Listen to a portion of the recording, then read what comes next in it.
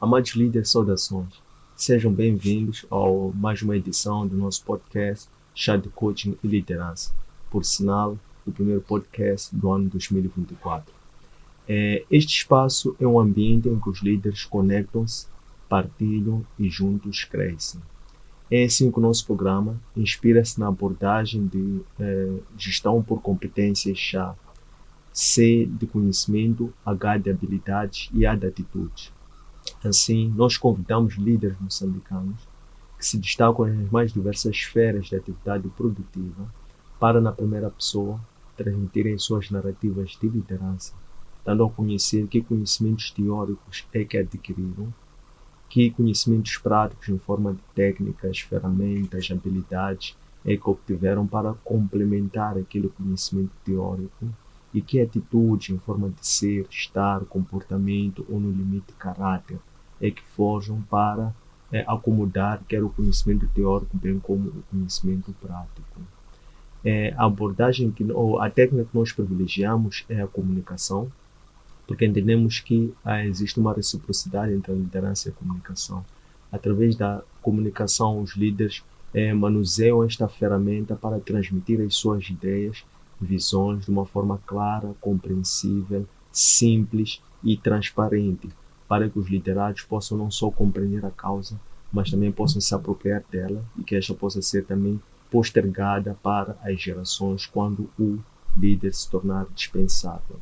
Constitui assim nossa ambição contribuir para o desenvolvimento de uma comunidade moçambicana de líderes que sejam conscientes, responsáveis e empáticos, conscientes de que possuem um conhecimento instrumental para a liderança, mas também conscientes de que são líderes, responsáveis sobre a necessidade de serem praticantes de boas práticas para também influenciarem positivamente os seus seguidores, quer sejam internos bem como externos, e também líderes sejam empáticos, por um lado, com as causas que defendem, e também líderes sejam empáticos uns com os outros.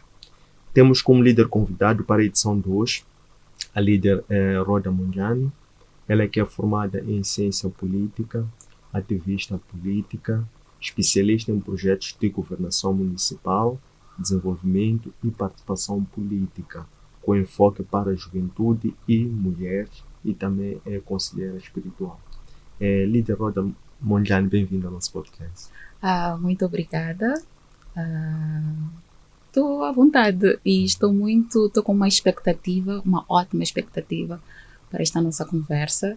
Espero que daqui saiam lições, que eu consiga, acima de tudo, partilhar a minha vida, o que tem sido a minha experiência, para que tenhamos todos esses elementos, consigamos chegar a todas essas metas sobre liderar para a mudança de comportamento, liderar para que haja uma interação e no final do dia com que as pessoas tenham um bem-estar. Então, muito obrigada por estar aqui pelo convite. Muito obrigado, nós. Disse-nos algo que pareceu-nos interessante, talvez, daqui iniciar a nossa conversa. Dizia advocar para a mudança de comportamento. Queríamos compreender essa questão de mudança de comportamento. O que é que tem que mudar no comportamento? E qual é a importância de mudar o comportamento? Bem, essa pergunta já começa no âmbito bem geral, mas eu vou falar em volta do que é o meu trabalho, do que é o meu ativismo, do que tem sido a minha contribuição para a minha comunidade ou para Moçambique no geral. Quando na sua fala inicial disse que os líderes tinham que ter consciência, os líderes tinham que ter consciência que de alguma forma a sua posição, o seu posicionamento lhes transmite algum tipo de seguidores, e estes seguidores, se nós não tivermos uma relação com muita responsabilidade, acabamos de alguma forma direcionando de forma errada. Quando nós falamos de liderança, não numa linguagem mecânica e automática como se tem agora popularizado, esta palavra se popularizou, esta expressão líder acabou se popularizando, mas eu vou voltar para a ideia de líder como um herói no final do dia. Claro que se nós formos olhar para a história desta palavra, nós conseguimos ver que houve uma transformação. Hoje em dia, quando se fala de liderança, é muito uma perspectiva de gestão. Já não se fala de liderança numa perspectiva de heróis. Heróis por quê? Porque são pessoas capazes de dar a vida por uma causa. Qual é a causa? Uma determinada causa que no final do dia traz o bem-estar. E se, olhando para o meu ativismo, eu tenho trabalhado na área de participação política, desenvolvimento, governação municipal. É onde incido o meu trabalho como líder e como ativista. E quando falamos de advocacia, indo para a tua questão, é advogar, se eu digo eu trabalho nessa área, é advogar para que no final do dia todos os interesses ou interesses da camada da juventude e das mulheres esteja ou encontre parte nos processos de tomada de decisão. Então, se eu, no meu trabalho como liderança, e tenho essa componente de fazer advocacia, é trabalhar de tal forma que as pessoas que tomam decisão lembrem-se que governação, não importa se é municipal, não importa se é distrital, não importa se é nacional ou central, a governação é sobre garantir o bem-estar. Então, a minha advocacia tem sido neste sentido. Acabo trabalhando numa perspectiva lobbying, posso dizer. Então, eu me encontro no centro.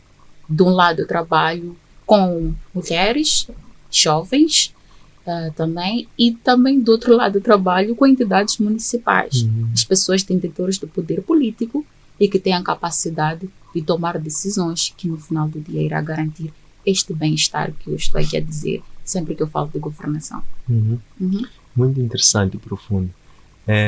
Em que medida é que esta nova nata de líderes que são os ativistas sociais, em que medida é que esta tipologia de líderes, até se olharmos para geração mesmo de líder, casta de líderes, é que se aproximam mais do líder herói e não do líder gestor? Essa ideia de líder gestor surge muito numa componente de empreendedorismo, uma componente muito empresarial, uma componente de organizações, mas com fins lucrativos. No meio onde eu estou inserida, eu tenho maior interação com líderes que se aproximam mais para heróis. E nos foi ensinado de uma forma muito errada de olhar para os líderes. Achamos que a liderança é sobre talvez mobilizar tantas pessoas ou mobilizar alguém que aparece muito na televisão ou em qualquer outra plataforma, alguém que sai a falar. Sim, são de alguma forma pessoas que acabam tendo influência na formação da opinião pública, sim, mas quando eu olho para a liderança, eu olho para pessoas que, onde estão inseridas, conseguem influenciar comportamento para a mudança ou conseguem influenciar pessoas para se envolver numa causa e que no final do dia esta causa traga benefícios coletivos. Então, para mim, não tem como falar de liderança sem falar de benefícios coletivos. E fazendo esta analogia, se eu, de alguma forma, sou líder, mas numa perspectiva de gestão, posso sim conseguir trazer benefícios coletivos, mas não terá impacto que alguém que aparece a mobilizar, por exemplo, a juventude para se posicionar, por exemplo, agora que nós estamos num contexto de tumulto pós-eleitoral, em que nós temos várias pessoas, vários grupos da sociedade civil, várias redes de ativistas a contestarem, que são pessoas que têm algo a dizer, a contestarem, por exemplo, os resultados eleitorais. Então, se nós temos grupos de jovens, se nós temos jovens a mobilizarem no sentido de buscar, por exemplo, a justiça eleitoral, é sim, ou terá mais impacto do que para mim, é na minha perspectiva, do que alguém que aparece na televisão e diz enquanto os outros estiverem a dormir, trabalhe. enquanto não partilho os teus sonhos. Essa linguagem que se popularizou, que é extremamente mecânica, que as pessoas, de alguma forma, pegam essas palavras, aparecem, tem um canal, conseguem mobilizar uma e outra pessoa e pronto, é líder. Ok. Então, para mim, eu gosto mais da ideia de líderes que se aproximam à ideia de heróis. Porque nós estamos num período de crise de lideranças. As pessoas estão em busca de pessoas a quem se espelhar e a quem seguir. E a ideia de seguir, eu não posso seguir alguém que não me mostre um plano, eu não posso seguir alguém que não tenha uma causa, eu não posso seguir alguém que no final do dia esteja disposto a morrer por esta causa. Então, pode parecer um pouco romântico, mas no final do dia é isso.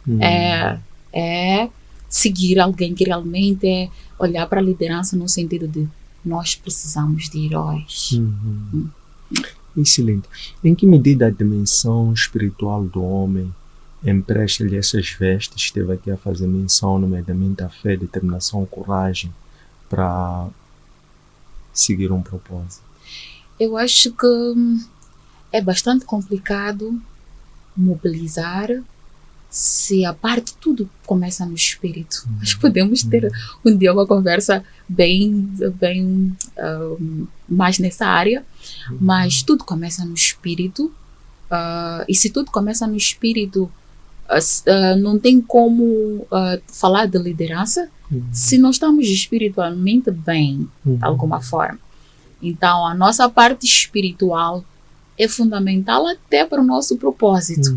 Então, acho que não se pode falar de propósito se não tem uma dimensão espiritual.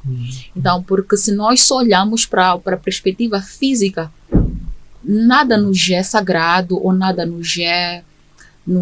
qualquer coisa vai, ou qualquer coisa é suscetível à mudança. Hoje eu posso estar nesta posição, amanhã estou noutra, amanhã defendo isto, amanhã... Então eu não tenho aqui há uma dimensão que me permite olhar e dizer que acima de tudo há um propósito e neste propósito há algo maior. Então, se eu consigo identificar que, olha, neste propósito há algo maior, às vezes independentemente da minha própria vida, independentemente se é algo que me beneficia, mas se é algo maior, é algo que vale a pena dar a vida por ela. Sim. Excelente. Na sua teoria da mudança enquanto uma líder, qual é a superação, qual é a heroicidade que adquiriu enquanto um ser em construção que deparou-se com um certo barreira existencial a nível da sociedade, da comunidade, de casa, da família? Identificou-se com esta, depois superou-a para que a partir de lá pudesse nascer essa responsabilidade de devolver à sociedade esta consciência e fazer as pessoas crerem que é capaz, por um lado, e por outro lado também, para se embalar a construção de um bem-estar social coletivo acima das suas expectativas individuais e pessoais, primeiramente. O que teve que deixar para trás, o que teve que ganhar para depois passar a viver com o propósito de enriquecer outras pessoas? Eu acho que, bem, costuma-se dizer que não existem heróis vivos, mas porque nós temos já, de alguma forma, não sei se não quero julgar, não sei se é certo ou errado, mas a tendência do ser humano é sempre identificar ou ovacionar ou acalmar heróis mortos. O que eu posso dizer nessa perspectiva? No início disse que eu sou mãe, eu sou filha, então acho que o primeiro espelho de liderança é a minha mãe, e que de alguma forma eu vi em vários momentos ela sacrificar seus sonhos, seus interesses, seus objetivos em prol do bem-estar. Eu acho que tudo começa a partir de casa, que é o nosso núcleo. Então eu vi uma mulher muitas das vezes a passar por situações complicadas, difíceis, a passar por humilhações, anular-se, porque a causa dela era o bem-estar dos seus filhos. E pela minha história de vida, me vi em várias circunstâncias vendo minha mãe anular seus sonhos para que eu continuasse a sonhar. E eu acho que é sobre isso. Esse é o meu primeiro grande exemplo de liderança. E gosto da ideia de heróis vivos. E minha mãe é minha maior heroína. Nós estaríamos aqui a falar com Roda Mondiana, ativista, com todas essas expertises, se esta mulher não tivesse se posicionado nessa figura, não só de gestora, mas de heroína. Olhando para a minha trajetória, para o meu trabalho como ativista, eu sempre implementei projetos. Estes projetos têm um cunho político. Nos foi transmitido de forma errônea a ideia de que política é sobre partidos políticos. É completamente errado. Política não é sobre partidos políticos. Política é tudo. A partir do momento que nós nascemos num sistema, nós somos seres políticos. Não temos alternativa. A política é algo além da nossa vontade. Então, querendo como não, você é um ser político. Tendo conhecimento como não, você é um ser político. E a política tem um impacto enorme. A política influencia tudo. Desde a hora que eu vou acordar, o que eu vou comer, o que eu vou vestir, o que eu vou estudar, se eu sou feliz ou não em algum momento. Então a política influencia tudo isto. Então não é algo que temos que pegar ou olhar numa única lente de partidos políticos. E em países com democracias ainda em construção, não sei se é o caso de Moçambique, mas alguns elementos me levam a dizer que não,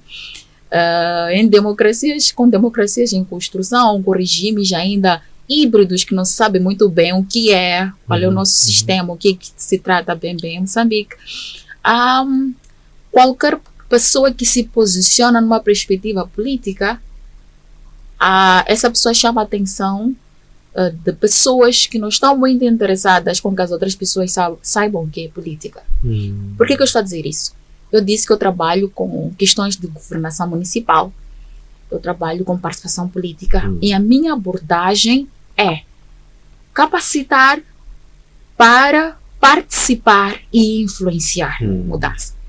E se eu tenho um projeto, posso trazer o exemplo do primeiro projeto político ou com cunho político que eu desenhei, que eu tive a oportunidade não só de desenhar, mas de coordenar, liderar.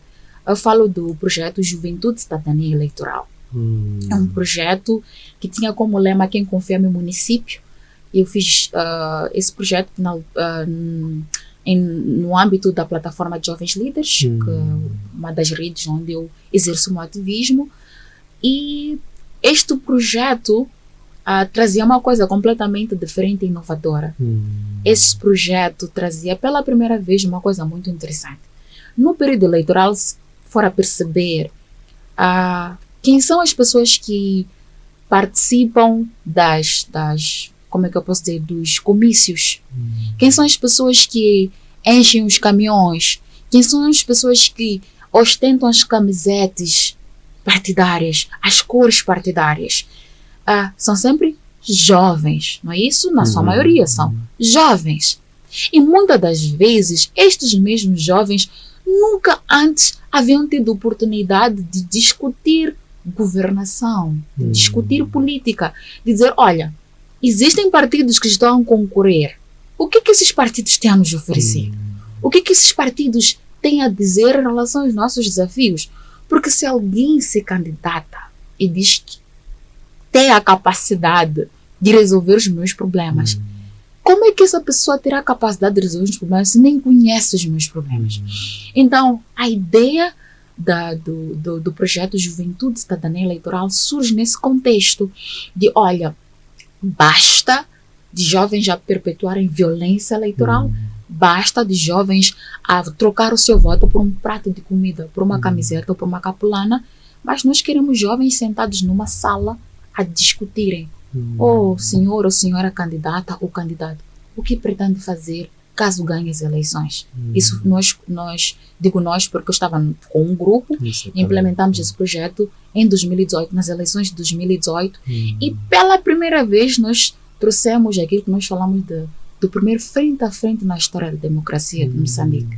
Então nós colocamos jovens a discutirem programa de governação ou programa de governação e depois mais jovens a discutirem manifestos. Jovens que antes nem sabiam que existia um manifesto. O que é isso de manifesto? Jovens que nem sabiam que podiam opinar, jovens que nem sabiam que podiam dizer, olha, bem, eu tenho isto, esta é a minha perspectiva. Eu tenho dificuldades na área de emprego, tenho dificuldades na área da saúde, na área da educação, e eu pretendo ver no seu manifesto político como é que o senhor, a senhora, pretende, ou a sua lista partidária, pretende resolver esta questão.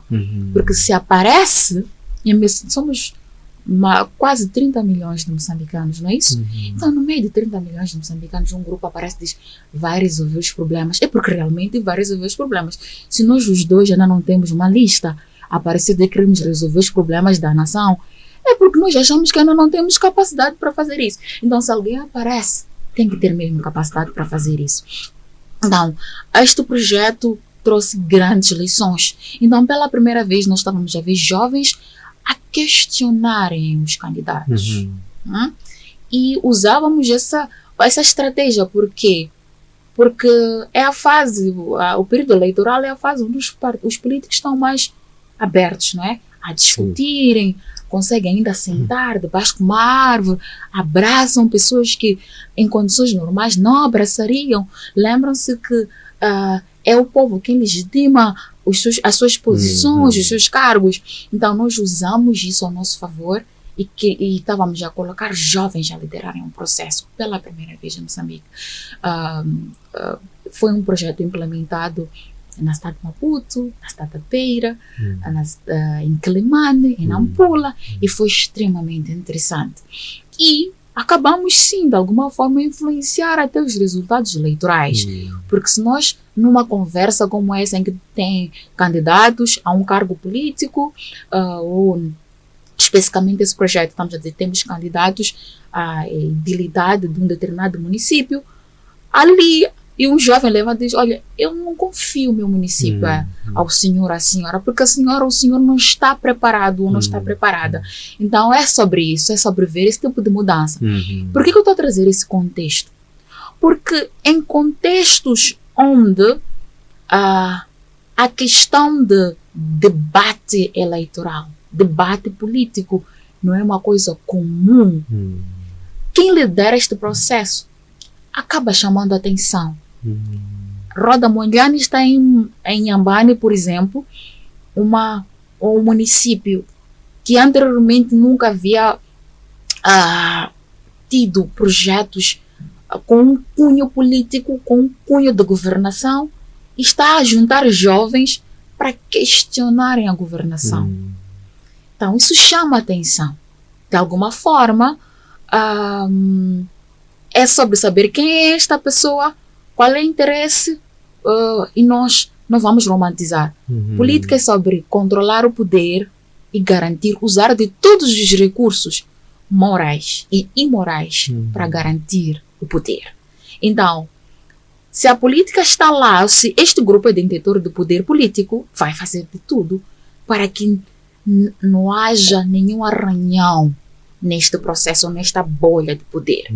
E neste processo, se alguém ameaça arranhar esta bolha, há represárias, há perseguição política, há desconfiança, há ameaças. Então cheguei ao ponto de temer pela minha própria vida em vários contextos. Não vou especificar, obviamente, mas cheguei nesta minha trajetória de implementação de projetos que tem cunho político, cheguei sim a sofrer perseguição, cheguei a temer pela minha própria vida, não só, mas dos meus, e de olhar e dizer, vale a pena, mas não só dizer vale a pena, mas dizer, vale a pena, nunca há dúvida, nunca houve dúvida, mas dizer até que ponto eu estou preparada, eu estou disposta a lutar por esta causa, a dizer que política é um espaço de todos e todos devemos participar com os mesmos direitos, com os mesmos deveres, obviamente, mas queremos estar lá. Então, toda essa componente ainda é um processo de construção de liderança, ainda há muita coisa a se fazer em Moçambique, de acordo com o nosso contexto de sucessivas violações dos direitos humanos, sobretudo direitos políticos, que é a área onde eu trabalho. Então, isso acaba sempre vindo, ok, não existem heróis vivos, existem para mim, mas não tenho ainda essa petulância de dizer que sou uma heroína para os meus filhos, obviamente, mas ainda no âmbito nacional ou local da minha comunidade, acho que ainda há muito trabalho para se fazer, mas é um trabalho que nos faz dizer vale a pena. Porque quando nós chegamos numa comunidade, encontrar um jovem ordinário, um jovem camponês, um jovem vendedor de crédito, jovens comuns, jovens que não têm privilégios de sentar em espaços como estes, onde a discussão política é muito sofisticada. E este mesmo jovem passar por uma formação, às vezes uma formação de 3 dias, e este jovem dizer que, olha, eu achava que política era só para partidos políticos. Mas eu sou um ser político e eu, a partir de hoje, quero me posicionar. Eu não sabia que a política influenciava até no preço do crédito que eu vendo. Eu não sabia que o facto de eu ter dificuldades para sair da periferia para o centro da cidade era um problema de governação municipal. Eu achava que era uma coisa tão distante de mim, mas hoje eu tenho consciência que é algo tão perto de mim. E se eu não me posicionar, os meus direitos continuarão a ser violentados de alguma forma, ou violados de alguma forma. Então, há necessidade de eu me posicionar. Eu acho que não existe coisa mais linda para mim, como alguém que trabalha nessa área de capacitação, formação política, ouvir isso de um jovem ou de uma jovem. É extremamente interessante. É excelente. Olhando para estes pilares que esteve aqui a descrever deste programa de consciencialização sobre a dimensão política de todo cidadão, que são as componentes de capacitar para participar de forma a influenciar. Por que essas ações não são sistemáticas, ser um exercício diário? Pode-se perceber porque que eventualmente há um certo enfoque para períodos pré e pós-eleitoral, mas por que eventualmente isso não é feito de uma forma sistemática? E por outro lado, como é que a líder Rhoda Mondlane fez o uso da experiência pessoal que teve de ter sido até certo ponto, vamos lá, como resquício da sua participação, seu envolvimento, sua coragem, ter também sido vítima de uma certa campanha de perseguição, quer que seja. Como é que usa isto para fazer com que as pessoas também percam medo? Como é que usa o seu testemunho pessoal para destravar o medo em outras pessoas? Sim. Indo para a primeira pergunta, geralmente a nossa experiência é implementar projetos através de grupos, através de organizações da sociedade civil. Eu faço parte de uma organização da sociedade civil e para implementar esses projetos são muitos recursos. Para sair para Inhambane, para sair para Lixinga, porque nós também estivemos. Tive a oportunidade de trabalhar política, de dar uma formação política em Lixinga. Então, são recursos envolvidos e há necessidade de encontrar organizações ou entidades que acreditam num projeto, acreditam na visão do projeto, acreditam que de alguma forma o projeto trará benefícios.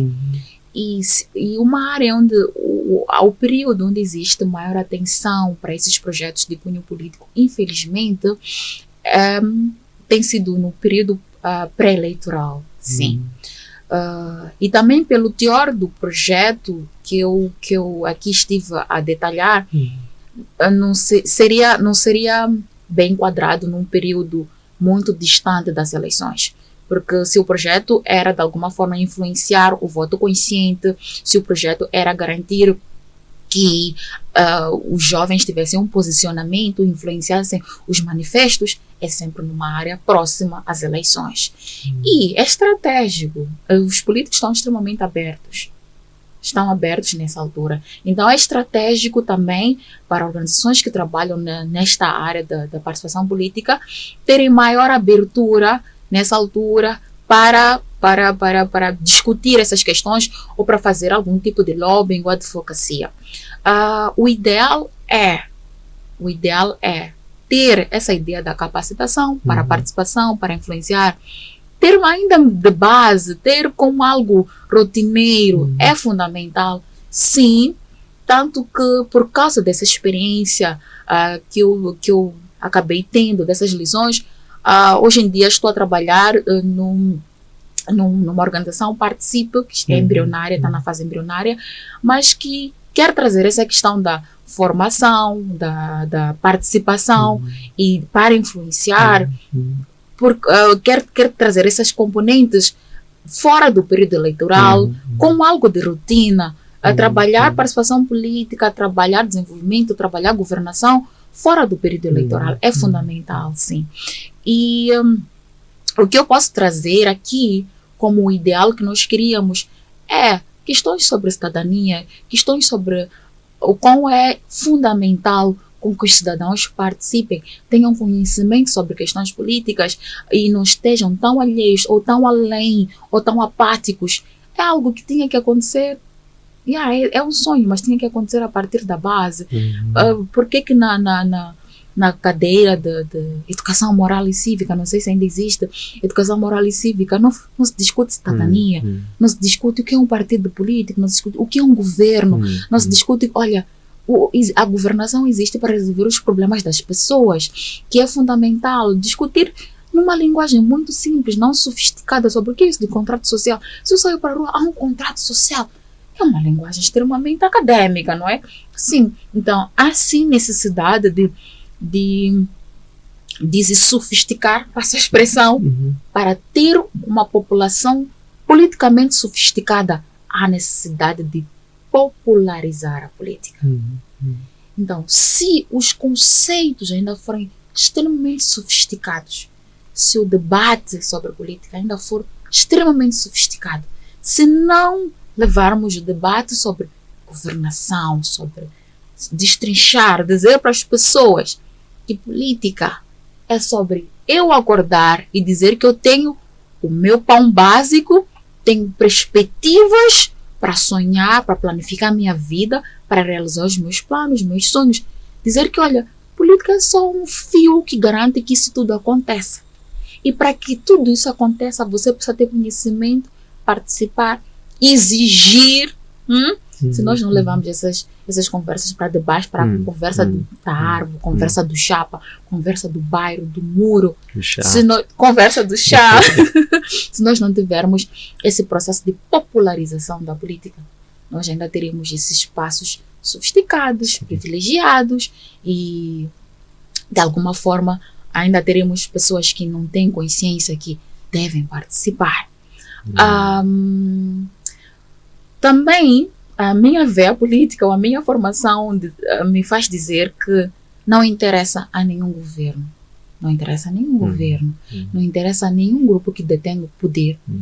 Ter as pessoas com conhecimento sobre o seu poder de influenciar processos. Sobre o seu poder de influenciar processos de tomada de decisão. Sobre o meu trabalho, que de alguma forma dá medo. Às vezes achamos que as pessoas que dão a cara a criticar, que dão a cara em busca de mudança, de transformação, pessoas que denunciam questões que não tinham que acontecer, ou pessoas que dão a cara de alguma forma, não só falo em plataformas televisivas, mas também na comunidade. Alguém que chega e diz para o líder do bairro, dizer, olha, está a acontecer isto e isso é ilegal. Pessoas que dão, achamos que são pessoas que não são de carne e osso, achamos que são pessoas que não têm medo, mas são pessoas de carne e osso, são pessoas que têm medo. Eu tenho medo. Não, acho que ninguém quer acordar com a boca cheia de formigas, passa a expressão, né? Ninguém quer receber um tiro, né? Mas voltamos aquilo que nós estávamos a falar no início da nossa conversa, que quando descobres ou entendes que o propósito é maior, acabas de alguma forma passando por cima do medo e mobilizando.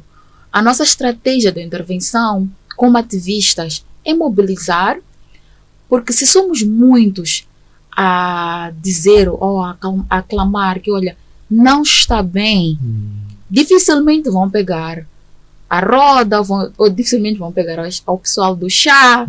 Então, serão muitas pessoas. Dificilmente você vai, de alguma forma, identificar que o líder é aquele ou é aquela. Então, se somos muitas pessoas a nos posicionarmos, facilmente conseguimos ter mudanças. Mas se num universo de 30 milhões de pessoas têm, de alguma forma, gatos pingados a falarem, a darem a cara, facilmente são identificadas e facilmente essas pessoas sofrem algum tipo de perseguição política e tal. Então, na minha experiência é dizer que, olha, existiram pessoas que, se hoje estamos aqui, temos uma independência que é questionada, então não vamos entrar nesse debate. Se nós temos hoje a independência, é porque existiram pessoas que também na altura não tiveram medo. Existiram jovens que foram além do medo e que acreditaram. Então, se nós não tivermos um propósito em comum, se nós não tivermos uma causa, dificilmente nós vamos conseguir chegar lá. Vamos ter medo e não vamos avançar. Mas eu estou extremamente orgulhosa pela minha geração, pelos jovens com quem eu trabalho, com os jovens com quem interajo, que fizeram uma grande diferença este ano de 2023, que é um ano politicamente atípico, que alguém pode olhar e dizer uma frustração por isto, aquilo. Eu não considero uma frustração. Eu digo, é o início, é o despertar de uma grande causa, de uma grande luta. E está apenas a começar. Os jovens estão a despertar, os jovens querem se posicionar. Os mesmos jovens que outrora eram vistos como jovens que só se interessam com sexo, drogas e qualquer outra coisa, mas hoje em dia são jovens que questionam, usando a sua linguagem, questionam, querem saber, querem participar, querem se envolver. O grande problema de pensar política é que, quando nós fazemos uma reflexão, geralmente não gostamos do que nós encontramos e é difícil não se revoltar. Então é sobre isso. Interessante. Qual é a escola, a doutrina de liderança que a líder Roda Mondlane se inspira, e quem é o líder que tem assim como referência, um ou dois? Para além da sua mãe. Para além da minha mãe. Eu posso dizer que a ideia, de alguma forma, nós temos a mania de olhar para as nuvens, para o sol antes de chegar nas nuvens. Temos mania de ir para além, para muito longe, antes de olhar para as pessoas que estão ao nosso redor. Eu tenho o privilégio, além da minha mãe, eu tenho o privilégio de ter pessoas extremamente interessantes, de líderes que eu posso considerar líderes que são meus amigos, líderes que são pessoas com quem eu trabalho, líderes que dentro da comunidade exercem algum papel, alguma influência. Eu podia chegar e dizer, olha, eu me identifico com a Michelle Obama, mas Michelle Obama está muito distante de mim. Eu me identifico, não que eu não me identifique, que fique claro, é alguém que eu admiro bastante, só estou a trazer como exemplo.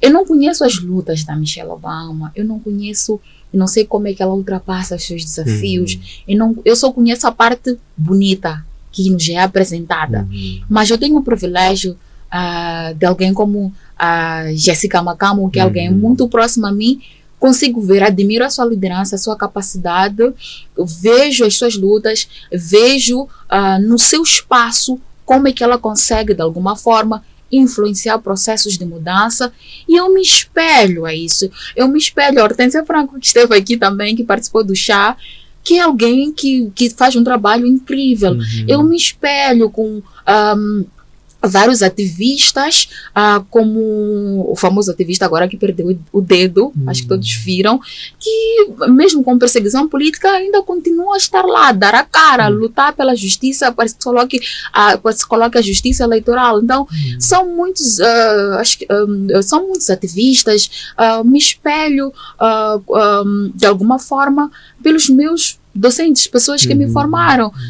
Posso falar de vários, posso falar do Domingos do Rosário, posso falar da Isabel Casimiro, do Baltazar Muyanga, posso falar também do Guilish, do Jaime Guilish. Então, são várias pessoas que eu tenho ao meu redor, há pessoas que eu consigo ter acesso a elas e dizer que, olha, de alguma forma, eu me espelho essas pessoas, sem querer trazer aqui pessoas muito distantes, mas porque eu quero de alguma forma dizer, porque a Viola Davis, a Michelle Obama.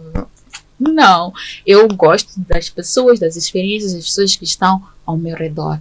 Essas me inspiram mais ainda. Sim. Excelente. Uma pergunta provocatória. Um livro, 2 livros que mais lhe impactaram, e para quando é que podemos esperar registro escrito das suas memórias? Certamente que há muitas oralidades sobre as suas memórias, experiências na prática, no dia a dia, mas eventualmente um livro, 2 livros que mais me influenciaram, e quando é que podemos esperar um livro da líder Roda Moura? Ok, livros que de alguma forma me influenciam bastante. Eu disse que eu era conselheira espiritual. O primeiro livro que mais me influencia é a Bíblia Sagrada. E porque eu poderia trazer aqui uma lista de vários livros, mas a Bíblia Sagrada é o livro que sempre esteve presente na minha vida e que sempre me influenciou e que sempre encontrei lições incríveis, e sempre vou encontrar lições incríveis. Por quê? Algumas pessoas a mim chamam-me, quando convivem comigo, até chamam-me de feminista, por exemplo. É feminista e tal. Mas eu me encontrei com o feminismo, eu dei de caras com o feminismo já na academia. Eu já tinha um posicionamento, já tinha uma opinião formada. Obviamente que não vou levantar a bandeira e dizer que eu sou feminista, porque eu tenho dificuldades em caixas, como é que eu posso dizer? Eu tenho dificuldades em me apresentar em caixas. Acho que as caixas nos limitam. O feminismo pode explicar parte de mim, mas o feminismo não me explica de forma plena. Eu acho que o feminismo posso ter a petulância de dizer que o feminismo é pequeno para me explicar, como mulher, como cidadã, mas em alguma fase, alguma parte da minha vida pode explicar. Por que eu estou a trazer essa questão? Estou a pegar feminismo, Bíblia e tudo. Porque eu costumo dizer para as minhas amigas feministas, com minhas companheiras feministas com quem trabalho, olha, Jesus, quando se fala da questão de defender os direitos das mulheres, Jesus Cristo para mim foi o primeiro a defender, quando num contexto um contexto politicamente severo, quando se falava de direitos das mulheres, nem se falava de direitos na altura, ele defende, ele livra uma mulher de ser apedrejada, e ele questiona todos aqueles líderes, até que ponto eles têm legitimidade para defender aquela mulher. Então eu podia dizer, de acordo com todas as obras que eu li, Bell Hooks, Chimamanda, todas essas questões, eu posso dizer, olha, o primeiro feminista, eu posso dizer que é Jesus Cristo. Então, posso assim dizer, a primeira abordagem feminista que nós estamos a viver na história, antes mesmo da ascensão. Então, podemos dizer, então Jesus Cristo foi o primeiro a trazer um movimento feminista. Porque, de alguma forma, estamos a falar de alguém que está a defender, não só a defender, mas como expurgar, de alguma forma, uma sucessiva violação dos direitos das mulheres. E desde então, tudo isso começou a ser questionado. E, por exemplo, quando nós falamos de justiça social, eu não conheço o livro que mais fala de justiça social e bem-estar mais do que a Bíblia. Eu não conheço um livro que fala mais de direitos, que fala de não só pensar em mim, mas pensar no próximo, coletividade, como a Bíblia.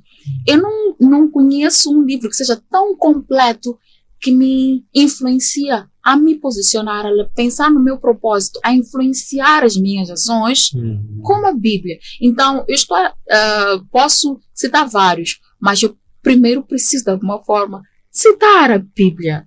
Ela influencia bastante as minhas ações. E eu disse que tinha problema com caixas, mas a única caixa que eu, de alguma forma, posso me apresentar nela, mas que é uma caixa sempre com quem que me permite, pelo menos na minha ótica, também me permite questionar muitas coisas.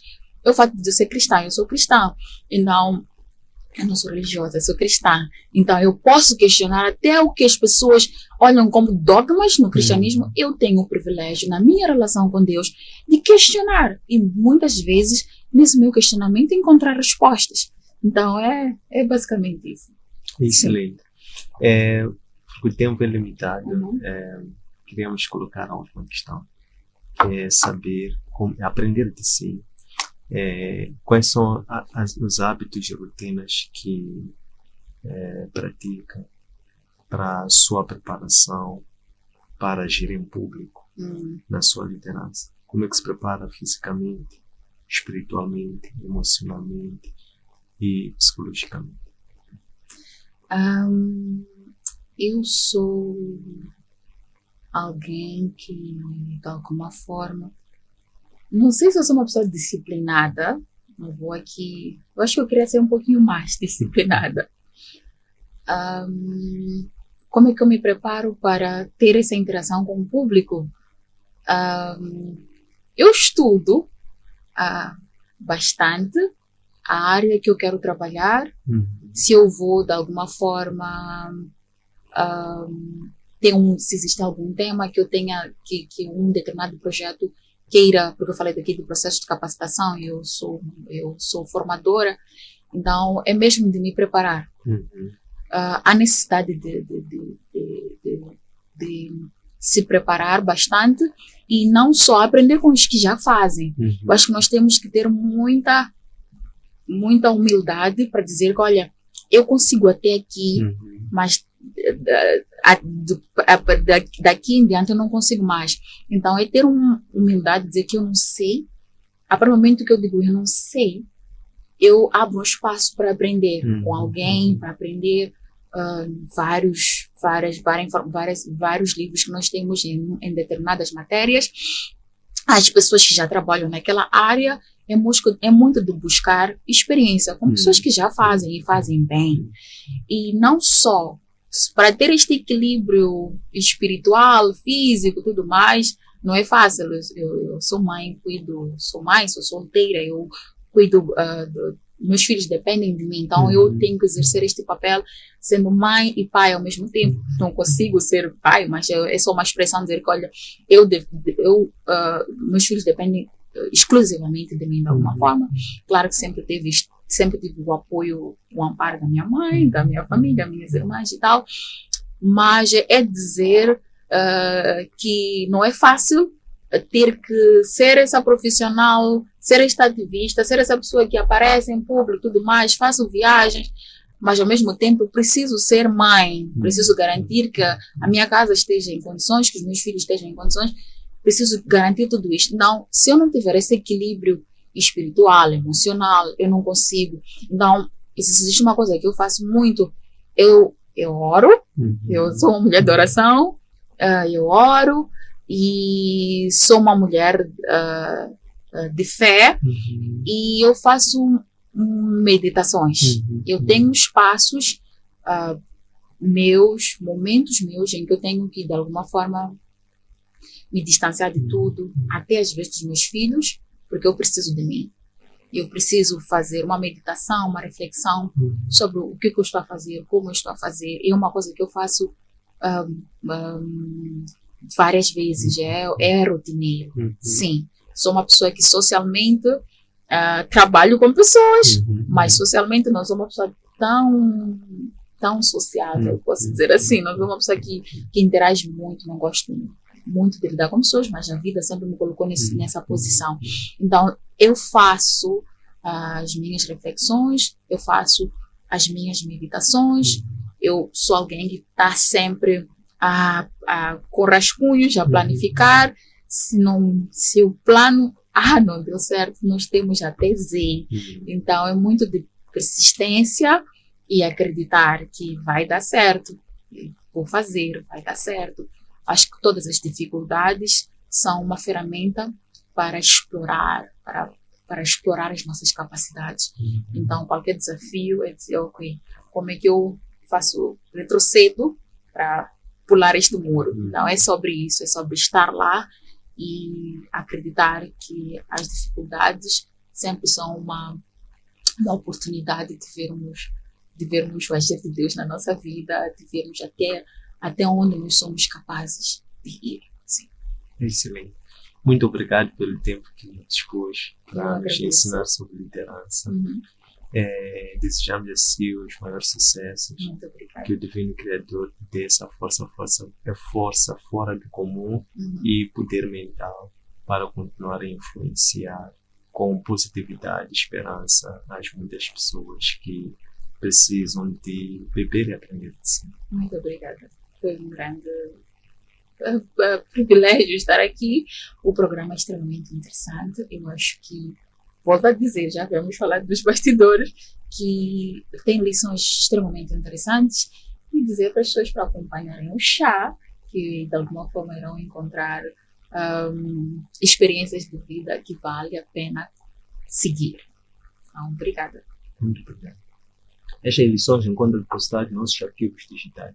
Nossas páginas Facebook, Instagram, YouTube, Antônio Sende LDA, nosso aplicativo para plataformas Android, Hello Web e nossa página de internet www.academiaservo.com. Espero que gostem. Um abraço, Luz também.